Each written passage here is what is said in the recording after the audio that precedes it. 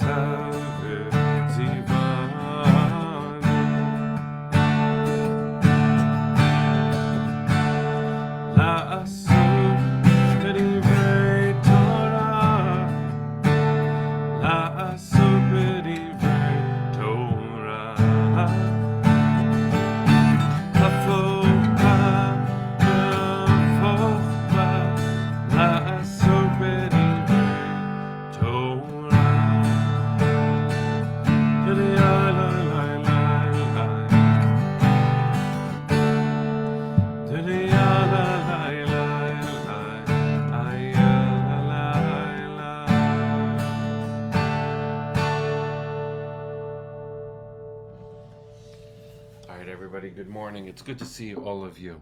Let's learn some Torah. Parshat Reeh, where we find ourselves, really toward the middle of the book of Deuteronomy, which feels like it's speeding by, continues Moshe's long goodbye. Moshe, our teacher, knows that his days are numbered, and he is giving us warnings for the road ahead, which he will not be there to give us very soon. And so there's an intensity to this, a bittersweet nature to what he offers. And so this week's Torah portion, Re'eh, says it even in the title. Re'eh, see, look, please pay attention. All the lessons that you have learned and the lessons I've tried to teach you from the past generation, just see it ahead. And the description of the kind of society and community that we could build, that we could have, comes to a very, very powerful point in this week's Torah portion.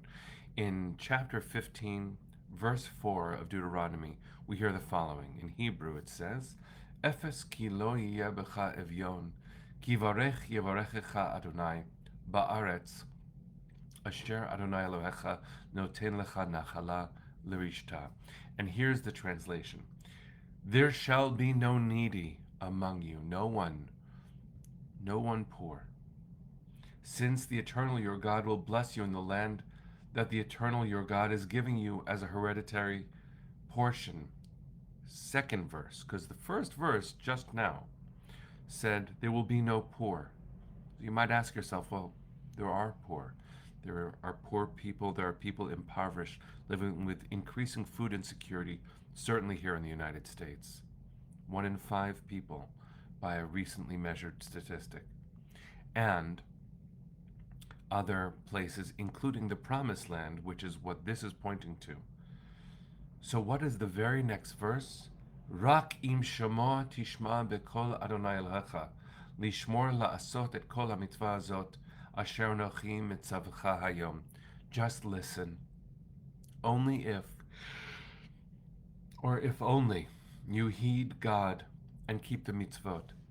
Now, you and I know that there are plenty of people who are deeply pious or faithful in every faith, in every tradition, for whom there's no exemption from the vulnerability of being human.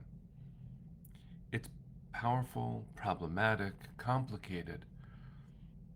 But if you listen to that first verse, there shall be no needy, it reminds of something very important. And I want to encourage us to think in these terms, because there should be no poor person around us, because every person around us should have what they need.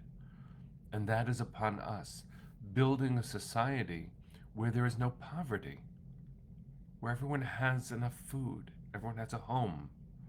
That is the power of what Torah's vision could lead us to do.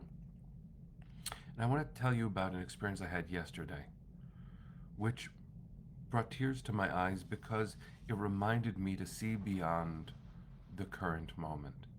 There's a wonderful Muslim community here in Westchester, where I live, the Upper Westchester Muslim Center. And they invited clergy from all over to tea. And when I got the invitation, my heart melted. I became so emotional. I didn't want to miss the opportunity just to sit together with sisters and brothers who have had a very hard time sitting together.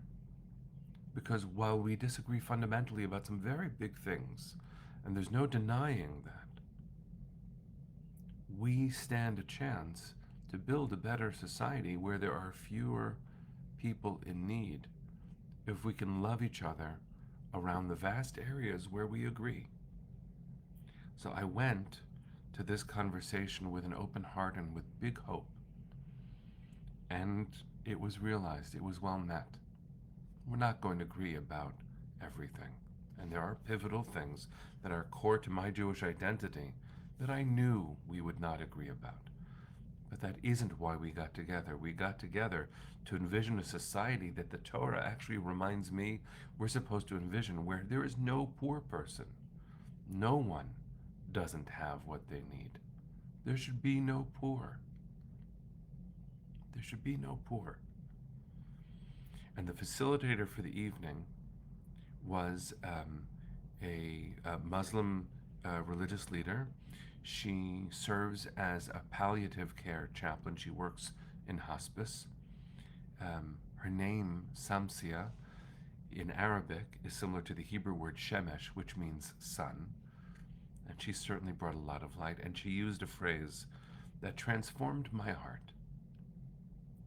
She said, "We're not going to talk about politics because I don't know about you." This was her language. "But I'm stupid about politics." And she's not. Obviously, she's not. But in that phrase was a reminder. Wouldn't it be nice if we could just be stupid about politics and remember that the deeper strata that every tradition leads towards is the reminder that we are human, that the image of God is right in front of me, no matter who the person is or where we disagree. And there are people here in our local community. There are people throughout New York. There are people throughout the United States and people everywhere who desperately need food and a home and support when they go through life's difficulties.